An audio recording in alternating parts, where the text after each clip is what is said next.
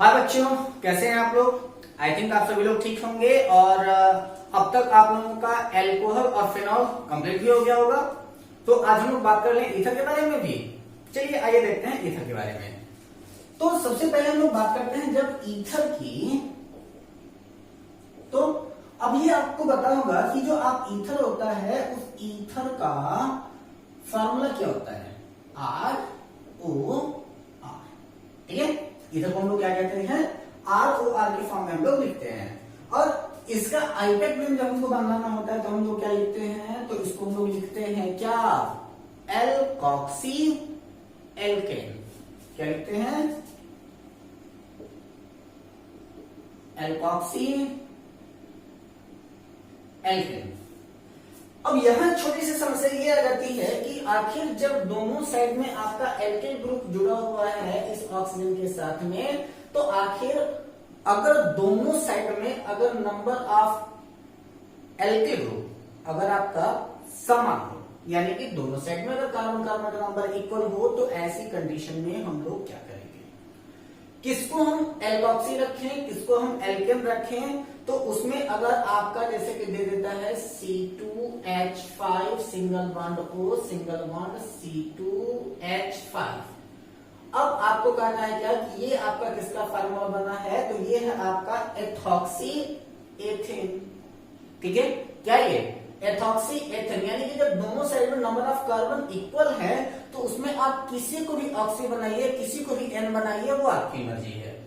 लेकिन लेकिन लेकिन समस्या तब आती है जब आपके पास ये हो कि किसी साइड में नंबर ऑफ कार्बन ज्यादा हो और किसी साइड में नंबर ऑफ कार्बन कम हो, यानी कि एक साइड में O के एक साइड में नंबर ऑफ कार्बन कम है और दूसरे साइड में नंबर ऑफ कार्बन ज्यादा है। तो ऐसी कंडीशन में हम लोग क्या करेंगे, तो ऐसी कंडीशन में हम लोग क्या कहेंगे कि less number of carbon.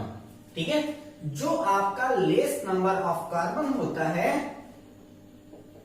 Is alkoxy. ठीक है, जो आपका नंबर ऑफ कार्बन जिस साइड में आपका कम होगा वही आपका क्या हो जाएगा, ऑक्सी हो जाएगा, और जिधर नंबर ऑफ कार्बन ज्यादा होगा वह आपका एन हो जाएगा, यानी कि लेस नंबर ऑफ कार्बन क्या होगा, आपका ऑक्सी हो जाएगा। चलिए एक तो प्रैक्टिस करते हैं तो फिर आपको खुद ही पता चल जाएगा। चलिए, उड़ती हुई चिड़िया का आईपैक नेम बताइए।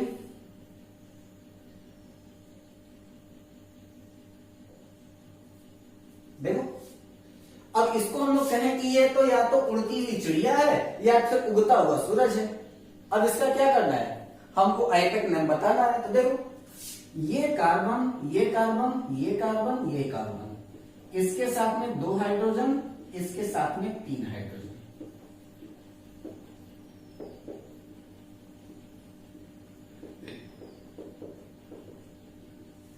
अब चलो, अगर इसको हम लोग कॉमनली लिखना हो, अगर हम लोग कॉमन फेज में इसको लिखना हो तो हम लोग क्या लिख सकते हैं, H3C single bond CH2O single bond CH2CH3 लिख सकते हैं, बिल्कुल लिख सकते हैं, लिख सकते हैं ना। जब हम इसको यहां पर लिखते हैं तो अब बताइए ये क्या है, तो ये है आपका, इधर आपका एथॉक्सी, इधर आपका एथेन। तो क्या फॉर्मूला हो जाएगा इसका, इसका नाम हो जाएगा एथॉक्सी एथॉक्सी एथेन। अगर इसका हमको कोई कॉमन नेम लिखना हो तो हम लोग इसका कॉमन नेम क्या लिख सकते हैं, तो इसका हम लोग लिख सकते हैं डाई एथिल ईथर। क्या नाम लिखेंगे, डाई एथिल ईथर। क्या नाम लिखेंगे, डाई एथिल ईथर। ठीक है, चलो कितना क्लियर हुआ ना। अगले के ऊपर चलते हैं हम लोग फटाक से। चलो अगला हम लोग लेते हैं, जितना भी आपका इंपॉर्टेंट आईपैक नेम है आप लोग अपने बुक से खुद बनाने का प्रयास करेंगे, बस सबके सब आसान है, बड़े आराम से बन जाएंगे।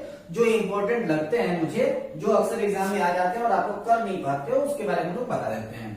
जैसे अभी तो मैंने आपको बता दिया कि दोनों साइड में नंबर ऑफ कार्बन आपके इक्वल थे, लेकिन अगर अगर अगर दोनों साइड में नंबर ऑफ कार्बन अगर अलग अलग हो जाए तो क्या करेंगे। जैसे देखिए, H3C single bond O single bond CH2 single bond CH2 single bond CH3। अरे वही लंबा चौड़ा सा कोई भी एक तो बना लीजिए, क्या फर्क पड़ता है, क्या फर्क पड़ता है। इधर आपका देखोगे कि ये आपका ऑक्सीजन है, ऑक्सीजन के इस साइड में नंबर ऑफ कार्बन कम है, इधर आपका नंबर ऑफ कार्बन लंबा हो गया ना। अब इसका नाम क्या होगा, तो इसका नाम हो जाएगा क्या, मेथॉक्सी, क्योंकि जिसका लेस नंबर ऑफ कार्बन होता है उसको हम ऑक्सी देते हैं, तो क्या नाम होगा इसका, मेथॉक्सी प्रोपेन। क्या नाम हो जाएगा इसका, मेथॉक्सी प्रोपेन नाम हो जाएगा। चलो भाई, ये तो आपका हो गया मेथॉक्सी प्रोपेन। अगर आपको यही लिखना होगा तो आपको लिखिएगा क्या, मेथिल प्रोपिल ईथर आप तो लिख लीजिएगा। आपका अगर कॉमन नेम लिखना होगा तो क्या नाम हो जाएगा इसका, मेथिल प्रोपिल ईथर। ये आपका आर्गेट में है और मेथिल प्रोपिल ईथर इसका कॉमन नेम है, ठीक है। तो इसका कॉमन नेम क्या हो जाएगा, मेथिल प्रोपिल ईथर हो जाएगा, और इसका आर्गेट नेम क्या हो जाएगा, मेथॉक्सी प्रोपेन हो जाएगा। लेकिन अगर सोचो सोचो सोचो दिमाग से, है ना सबके पास, अगर सपोज करो कि यहाँ तो यार सबको लगेगा कि यार सब तो एकदम बिल्कुल ही प्लेन सीरीज दे रहे हैं, प्लेन सीरीज तो एग्जाम में पूछा नहीं जाता है, तो थोड़ा सा खुराफात किया जाए इसमें। चलो देखो, अगर सपोज करो कि यहाँ पर आपका जो एक साइड में हमने एल्किल ग्रुप रखा है उसको वैसे ही रहने दे, और इसके साथ में अगर यहाँ पर जो आपका CH ग्रुप था इधर अगर हम CH3 लगा दें, इधर भी आपका CH3 लगा दें, है तो ये प्रोपेन ही, चेंज तो हुआ नहीं, है ना। अब आप कहोगे क्या कि इस साइड में और इस साइड में चेंज क्या है, कुछ नहीं है, दोनों साइड में आपका क्या है, दोनों साइड में आपका प्रोपेन ही है। तो ऐसी कंडीशन में अब इसकी नेमिंग कैसे होगी, कैसे नेमिंग करेंगे, चलो देखो नेमिंग कैसे करते हैं इसकी। तो इसकी नेमिंग करने के लिए आप करेंगे क्या कि ये देखो आपका कार्बन है और इसके साथ में दो मेथिल ग्रुप अटैच्ड है। कौन सा कार्बन है, ये आपका सेकंड नंबर का कार्बन है। तो इसके लिए हम लोग क्या करेंगे, लिखेंगे आपका क्या, 2 मेथिल प्रोपेन, ठीक है। यहां क्या क्या था आपका, सीधे सीधे आपका क्या हो जाता था, मेथॉक्सी प्रोपेन हो जाता था, और यहां पर आपका क्या नाम हो जा रहा है, आपका 2 मेथॉक्सी प्रोपेन, 2 मेथॉक्सी प्रोपेन, ठीक है। सीधे सीधे आपका क्या, इसको मिल गया मेथॉक्सी, तो ये हो जाएगा क्या आपका 2 मेथॉक्सी प्रोपेन, 2 मेथॉक्सी प्रोपेन, ठीक है। अब देखो, अब इसका कॉमन नेम क्या लिखना होगा, तो इसका नाम लिखना होगा आइसो प्रोपिल,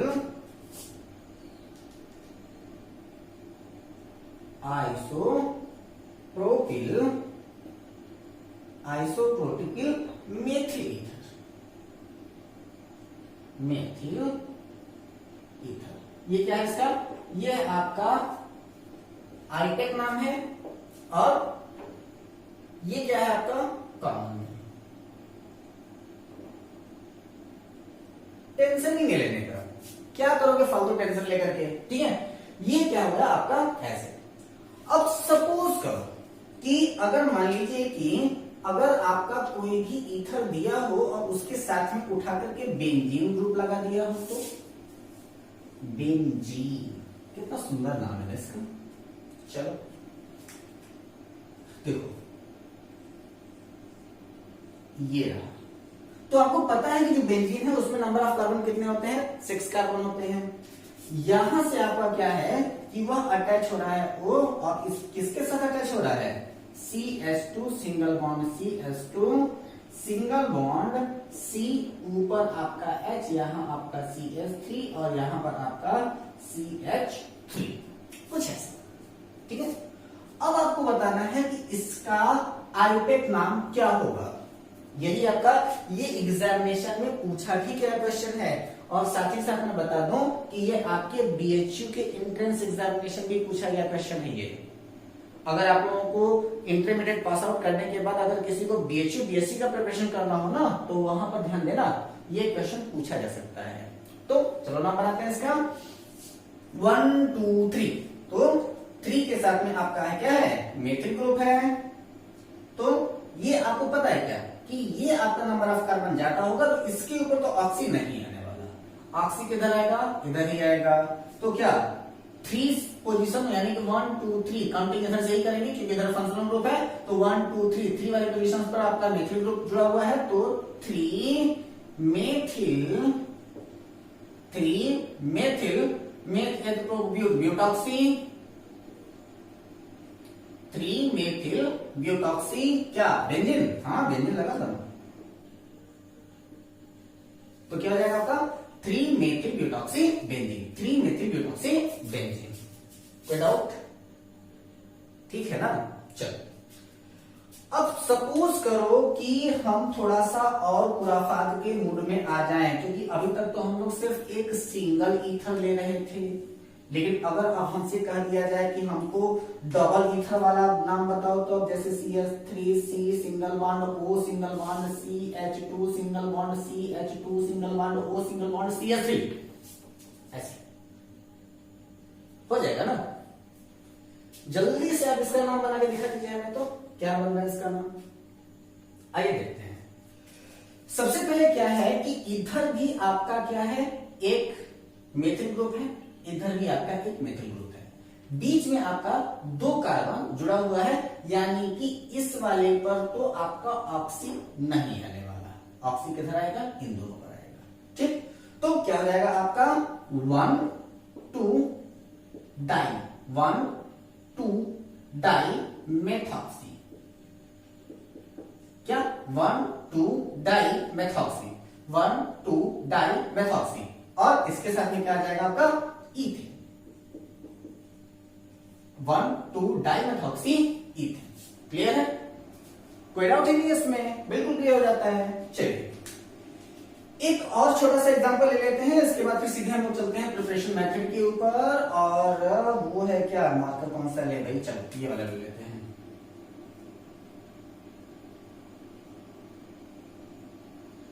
यहां क्या था कि ये आपका CH3 ग्रुप था, और यहां पर आपका CH3 ग्रुप था, और यहां पर आपका O, यहां है आपका CH3, ठीक है। यानी कि ये तो आपका एक जो है वो हेक्सेन का फंगल लगा हुआ है, यानी कि फंक्शनल लगा हुआ है। इसके अकॉर्डिंग अगर हमसे कह दिया जाए कि इसका अल्टेक नेम क्या होगा, सोचो क्या होगा। थोड़ा सा डिफिकल्ट है, और थोड़ा सा डिफिकल्ट इसलिए है क्योंकि ये आपका एक बार नेट के पेपर में आ चुका है, सेम क्वेश्चन। तो अगर आपके नेट के पेपर में आ चुका है तो इतना आसान तो बनेगा नहीं, इसलिए चलो हम ही बता देते हैं। देखो आपका इस वाले को अगर आप सोचो कि अगर हम सोचो कि नंबर किसको दें, अगर इसको हम नंबर 1 दें या इसको हम नंबर 1 दें, थोड़ा सा दिमाग लगाने की वाली बात है। तो अगर सपोज करो कि अगर हम इसको नंबर 1 देते हैं तो यहां से आपका फंक्शनल ग्रुप जो होगा वो क्या हो जाएगा, दूर हो जाएगा। तो ऐसी कंडीशन में हम लोग क्या करेंगे, आपका 2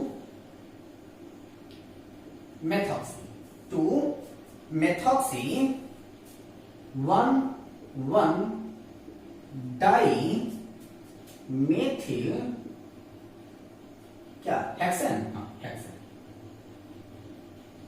ठीक है। तो ये क्या है 2, यानी कि 1 2, दूसरे वाले पोजीशन पर आपका क्या लगा था, मेथिल ग्रुप लगा था, तो ये क्या रहेगा आपका 2 मेथॉक्सी, यहां पर इसको हम 1 नंबर देंगे और यहां पर इसको हम लोग 2 नंबर देंगे, तो क्या हो जाएगा 1, तो यहां पर क्या है 1 पर आपके 2 मेथिल ग्रुप लगे हैं, तो 1 1 डाई मेथिल हेक्सेन, ठीक है। तो क्या नाम हो जाएगा इसका, 2 मेथॉक्सी 1 1 डाई मेथिल हेक्सेन, ये आपका नाम होगा। चलिए अब हम लोग बात करते हैं, हेक्सेन नहीं बल्कि एक साइक्लिक स्ट्रक्चर है, तो सीधे हेक्सेन से कैसे काम चलेगा, यही थोड़ा सा डिफिकल्ट हो जाता है, थोड़ा सा गलती हो जाती है यहीं पर। तो 2 मेथॉक्सी 1 1 डाई मेथिल साइक्लोहेक्सेन,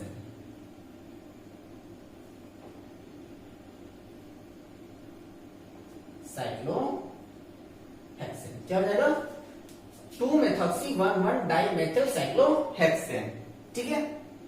चलिए, वरना अभी किसी ने कमेंट कर दिया होता सर यहां पर साइक्लो लगेगा ना। चलिए, वैसे तो हम आपको जल्दी कुछ क्वेरीज का मौका देंगे नहीं, लेकिन फिर भी अगर आपके दिमाग में कोई भी क्वेरीज का कीड़ा कूदे तो बिना किसी डाउट के आप सीधे मुझे कॉल कर लिया करें, या फिर आप कमेंट सेक्शन में हमसे पूछ लिया करें, या तो फिर आप बाय व्हाट्सएप मैसेज के थ्रू हमसे पूछ सकते हैं। मेरा WhatsApp number and personal calling number I think सबके पास होगा जो पढ़ने के लिए एक्टिव हैं। चलिए आते हैं अगले पर। तो हम देखते हैं method of preparation. Method of, एक बात और कि अगर सपोज करो कि हम लोगों के यहाँ जो बातें होती हैं यानी कि जो क्लास की टाइमिंग होती है, तो वहां पर हम लोगों को सिर्फ और सिर्फ नियर अबाउट अप्रॉक्स 30 मिनट का टाइम मिलता है ना एक क्लास के लिए। अब उस एक क्लास में हो सकता है कि जो आपके केमिस्ट्री के लेक्चर्स होते हैं तो वो मैं थोड़ा सा ट्रिकी बनाता हूं, एनसीईआरटी बेस्ड बनाता हूं, ताकि आपके एनसीईआरटी का सारा सॉल्यूशन भी हो जाए और आपकी क्वेरीज भी ना रह पाए। तो कभी कभी ऐसा होता है कि वीडियो आपका लेंथी हो जाता है, यानी कि बड़ा वीडियो बन जाता है। तो अगर आपके पास में कभी भी ऐसा डाउट लगे तो आप प्लीज उस ड्यूरेशन में अगर पूरा वीडियो वॉच ना कर पाए तो उस वीडियो की लिंक को कहीं सेपरेट रख लें, ताकि बल्कि मैसेज में वो कहीं लिंक खो ना जाए, और जो भी आपके पास बाद में जब समय मिले तो आप पूरी की पूरी वीडियो को वॉच करके प्रॉपर नोट्स जरूर बना लें, क्योंकि यह आपके क्लास 12th के एग्जामिनेशन के लिए तो जरूरी है ही, साथ ही साथ अगर आप आगे की भी एग्जामिनेशन की प्रिपरेशन करोगे, बीएससी के लिए करोगे, आईटी के लिए करोगे, नीट के लिए प्रिपरेशन करोगे, तो ये सब के सब आपके लिए बहुत ही ज्यादा हेल्पफुल होने वाला है। सो बिल्कुल अलर्ट होकर के आप लोग पढ़ें। चलिए आइए चलते हैं हम लोग। सबसे पहले हम लोग क्या करते हैं कि मेथड ऑफ प्रिपरेशन में हम लोग क्या करते हैं कि एक पहला मेथड ले लेते हैं बाय डिहाइड्रेशन ऑफ एल्कोहल। ठीक है, बाय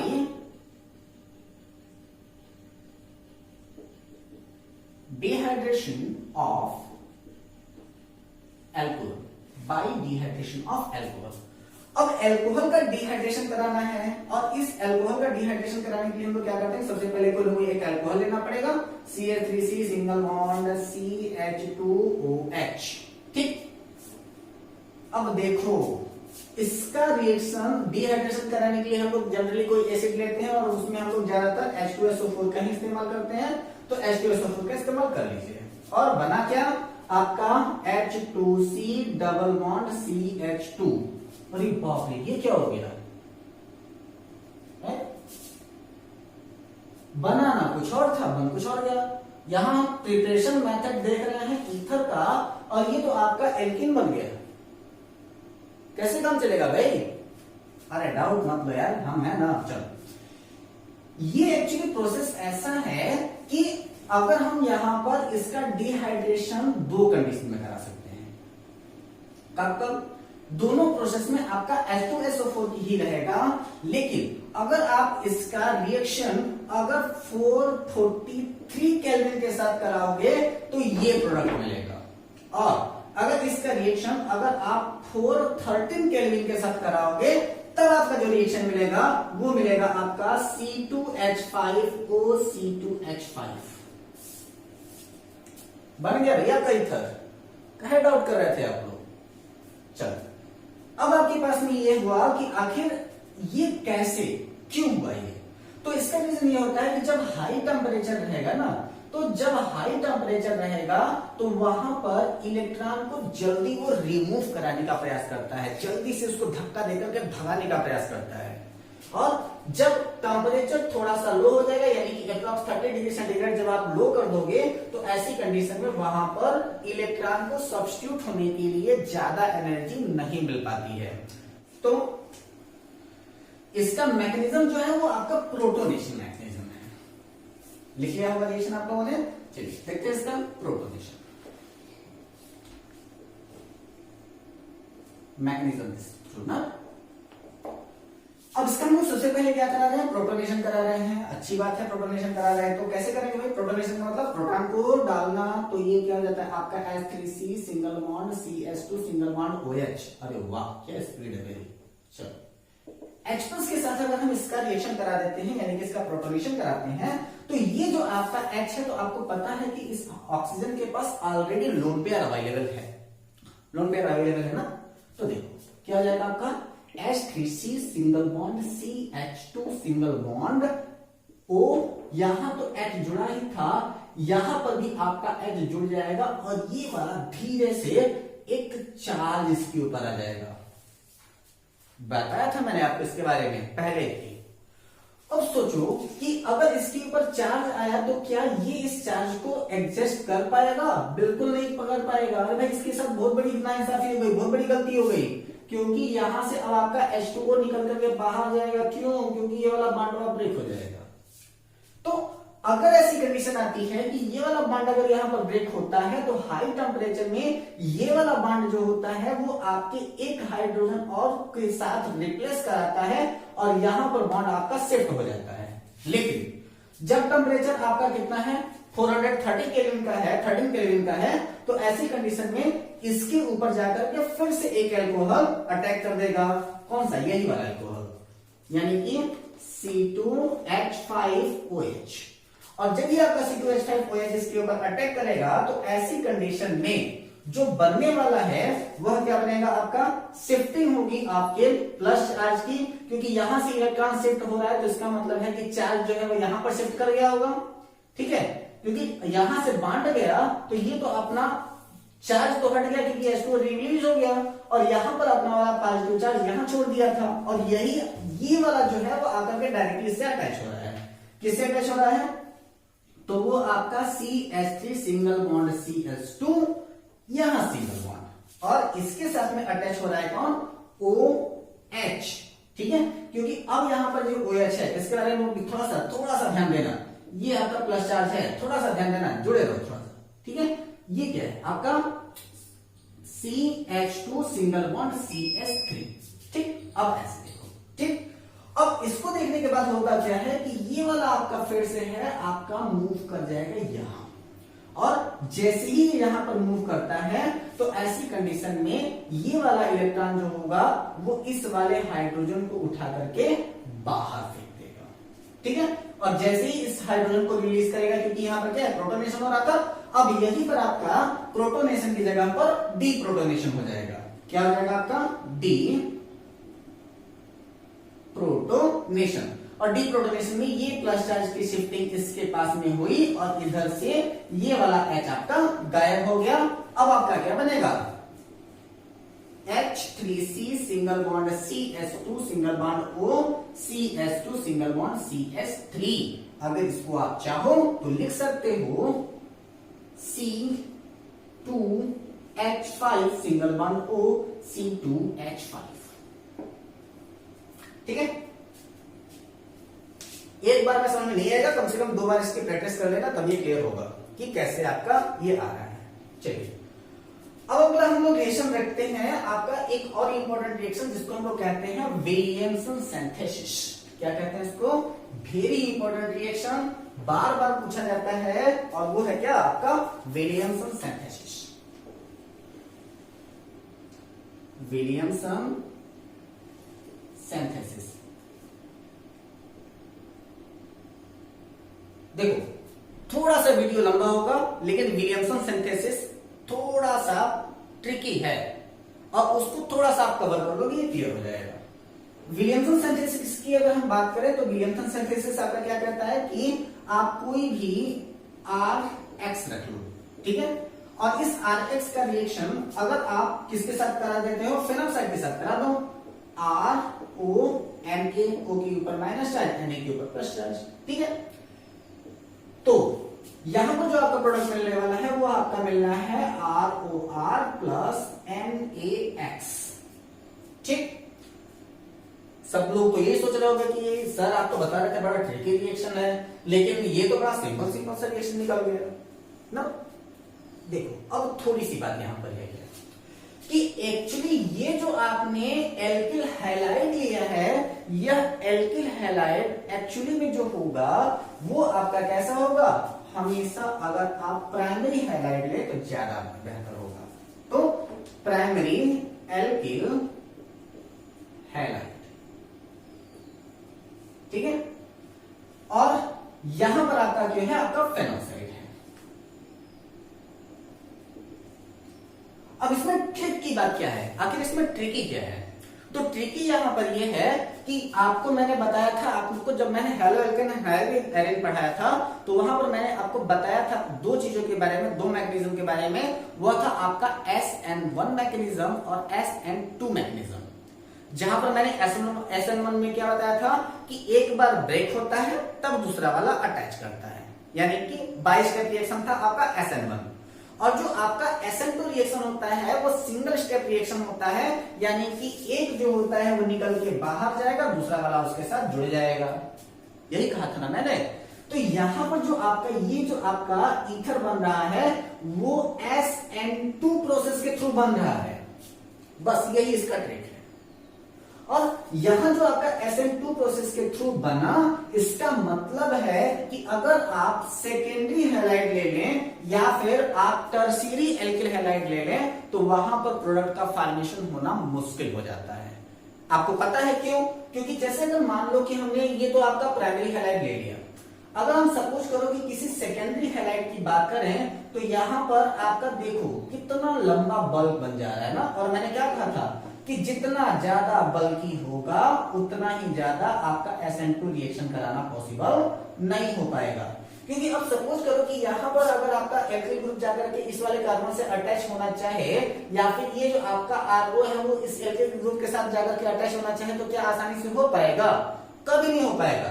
क्यों? क्योंकि इसके पास में चारों तरफ बहुत ज्यादा बल्क अवेलेबल है और बल्क अवेलेबल होने के कारण यह रिएक्शन नहीं दे पाएगा। चलो इसका एग्जाम्पल देखते हैं। तो सबसे पहले हम लोग क्या करते हैं कि ये आपका क्या है CH3X प्लस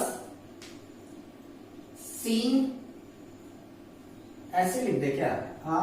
X का मतलब यहां पर आप Cl रख लो और यहां पर रख लो NaOR, R की जगह पर आपका C2H5 रख लो। तो ये क्या होगा कि ये दोनों निकल करके आपका बाहर चला जाएगा और ये सीधे से आकर के इसके साथ अटैच हो जाएगा। तो क्या हो जाएगा आपका CH3 single bond O C2H5 बन गया। क्या बना? मेथॉक्सी एथेन बन जाएगा ना।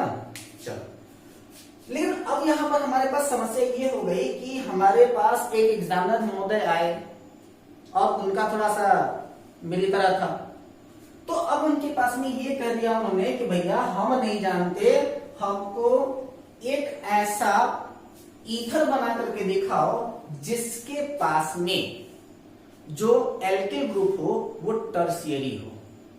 हमने क्या कहा कि यहां पर अगर आप प्राइमरी एल्किल हैलाइड लेते हो तब तो रिएक्शन हो जाएगा, लेकिन अगर आप जैसे ही सेकेंडरी या टर्शियरी लेते हो तो वहां पर रिएक्शन मुश्किल हो जाता है ना। अब हमारे पास एग्जामिनर महोदय ने जब ऐसा कह दिया तब तो हमारे लिए समस्या हो जाएगी ना। काहे की समस्या? देखो ना, देखो अब ऐसा कंडीशन अगर आपके पास एग्जामिनर रख दे तो उसके लिए एक छोटा सा काम करना, और वो छोटा सा काम क्या है कि इसको तो आप प्राइमरी ही रहने दो।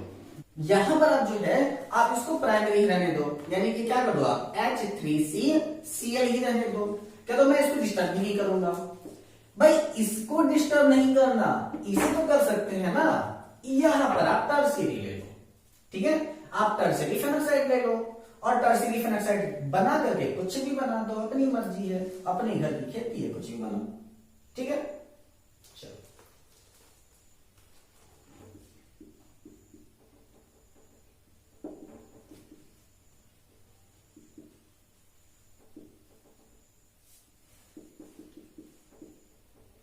यही बनेगा ना।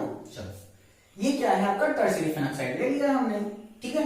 अब ऐसा क्या है कि ये वाला Na जो है वो इस के साथ निकल करके बाहर हो जाएगा और रिएक्शन क्या आ जाएगा आपका H3C single bond C CH3 CH3O CH3। लीजिए एग्जामिनर महोदय, आपने जो कहा था वो हमने बना दिया। अब आपसे क्या मतलब कि मैंने कैसे बनाया? भाई आपने क्या कहा था कि टर्शियरी ग्रुप अवेलेबल होना चाहिए, हमने आपको टर्शियरी ग्रुप बना के दे दिया। अब हमने कैसे दिया उससे आप मतलब मत रखो, आप मतलब रखो, एग्जामिनर को बोल दीजिए कि मैं मतलब नहीं रखेगा। उसने कहा क्या कि टर्शियरी ग्रुप अवेलेबल होना चाहिए, तो आपने क्या किया, एल्किल हैलाइड का ग्रुप नहीं चेंज किया, आपने क्या किया, फेनॉक्साइड में टर्शियरी रख लिया, रिएक्शन तो आपका सेम वही आना है, ठीक। तो ये आपका प्रोडक्ट हो जाएगा। लेकिन लेकिन लेकिन गब्बर सोया नहीं है, जाग रहा है। लेकिन क्या है, अगर सपोज करो कि यहां पर रिएक्शन तो नहीं होने वाली, लेकिन फिर भी अगर हम जोर जबरदस्ती करा करके यहां पर रिएक्शन करा ही दे तो क्या होगा। चलो देखते हैं कि अगर रिएक्शन करा ही दे तो क्या होगा। यानी कि यहां पर हमने क्या किया है, जो हमने प्राइमरी एल्किल हैलाइड की बात किया है उसकी जगह पर हम टर्शियरी एल्किल हैलाइड ही कहें। तो जब हम टर्शियरी एल्किल हैलाइड की बात करते हैं तो क्या हो जाता है आपका H3C सिंगल बॉन्ड CH3CH3Cl, और इसके साथ में अटैच करा देते हैं किसको, फेनॉक्साइड को, यानी कि Na+O-CH3। तो इस प्रोसेस को हम लोग कहते हैं, यानी कि अब यहां पर जो प्रोसेस होने वाला है यह आपका एक स्पेशल रिएक्शन है जिसको हम लोग कहते हैं क्या, बीटा एलिमिनेशन।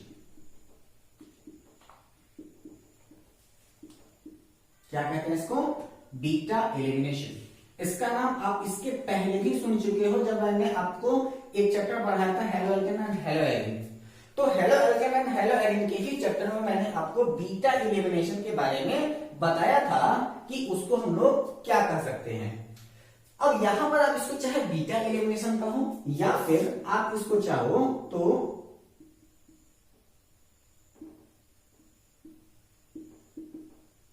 डिहाइड्रोजनेशन कह लो, ठीक है।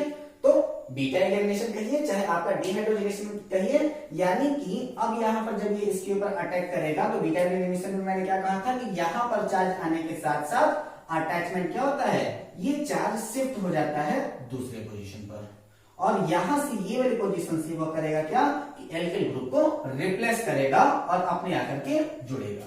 तो रिएक्शन क्या देगा आपका, फाइनल रिएक्शन क्या आ जाएगा आपका H3C सिंगल बॉन्ड C, ऊपर आपका CH3, नीचे जो है वो आपका यहां से एक हाइड्रोजन रिप्लेस होगा क्योंकि बीटा एलिमिनेशन होगा, डिहाइड्रोजनेशन होगा, और यहां पर आपका CH2 होगा, साथ में आपका NaCl निकलना ही है और साथ ही साथ एक एल्कोहल का फॉर्मेशन हो जाएगा H3COH,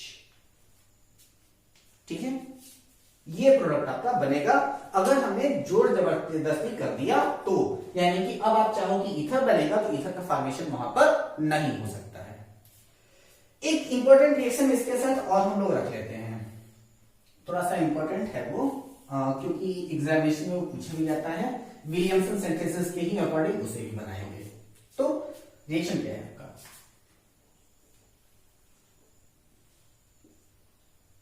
बेंजीन, और यहां पर आप कहते हैं कि आपके पैरा पोजीशन पर देखो हमने क्या कहा कि यहां पर मैं जोड़ रहा हूं, बोल रहा हूं पैरा पोजीशन, तो पैरा पोजीशन जोड़ने का मतलब यह है कि अगर हम इसको घुमा दें तो ये तो ऊपर चला जाएगा ना, जहां पर ये जुड़ा वो आपका पैरा पोजीशन होगा। यानी कि जब कभी भी किसी भी बेंजीन रिंग के ऊपर कोई और फंक्शनल ग्रुप ना लगा हो तो जिस फंक्शनल ग्रुप पर आपका कोई भी ग्रुप लगा है वही आपका पोजीशन पैरा पोजीशन कहा जाएगा, ठीक है। तो यहां पर क्या हो जाएगा O-Na+, यानी कि बेंजीन फेनॉक्साइड, और बेंजीन फेनॉक्साइड का रिएक्शन अगर हम करा देते हैं H3CCl के साथ तो वहां पर आपका NaCl रिप्लेस होगा और आपका बनेगा क्या OCH3, ठीक है। यही आपका प्रोडक्ट बनेगा। इसको हम लोग क्या कहते हैं, इसी को हम लोग कहते हैं एनिसोल। क्या कहते हैं इसको, एनिसोल कहते हैं। नाम अगर लिखना तो हम लोग क्या लिख सकते हैं, तो इसको हम लोग लिख सकते हैं मेथॉक्सी फेनिल ईथर,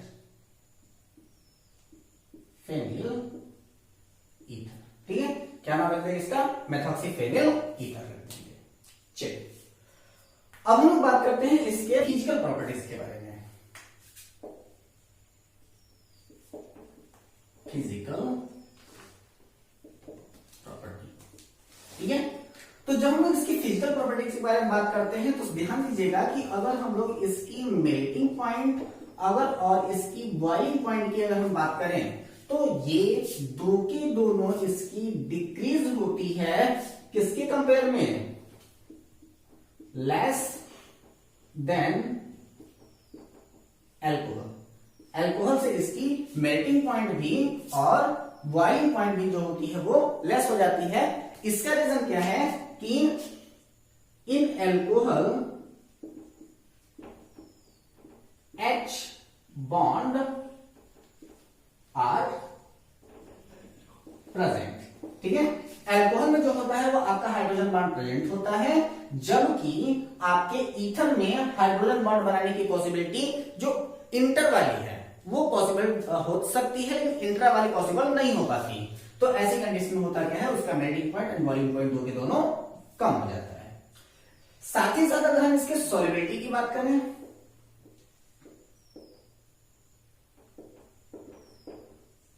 ठीक है, तो अगर इसकी सॉल्युबिलिटी की बात करें तो हम लोग क्या कहते हैं कि सॉल्युबल इन वाटर, क्या है,